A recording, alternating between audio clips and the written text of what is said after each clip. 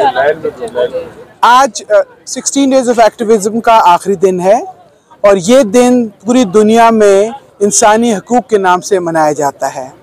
हम ये पैगाम देना चाहते हैं कि पाकिस्तान की औरत आज दुनिया की तमाम औरतों के साथ बराबरी की सतह पे खड़ी है।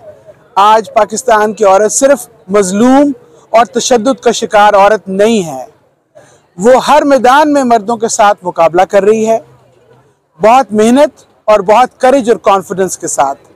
चाहे वो एयरफोर्स हो, चाहे वो जुडिशरी हो, चाहे मल्टीनेशनल्स हो। आप हमारी बच्चियों को अगर कॉलेज, स्कूल, यूनिवर्सिटी का रिजल्ट देखें तो उसमें भी उनकी नुमायां कामयाबियां हैं। तो आज पाकिस्तान की औरत ने तो मर्दों को भी पीछे छोड़ दिया है। मैं ये समझती हूँ कि अगर पाकिस्तान की औरत को वो तहफ़्फ़ुज़ मिल जाए जिसकी वो हकदार है और उसको वो इंसानी हकूक़ मिल जाए जिसकी वो डिमांड करती है, तो उसको और कुछ नहीं चाहिए, क्योंकि उसके बाजू में इतनी कुव्वत और इतना दम है कि वो हर हाल में मुकाबला कर सकती है। और आखिरी पैगाम मैं देना चाहती हूँ पूरी दुनिया की आलमी ताकतों को कि आज वर्ल्ड ह्यूमन राइट्स डे है।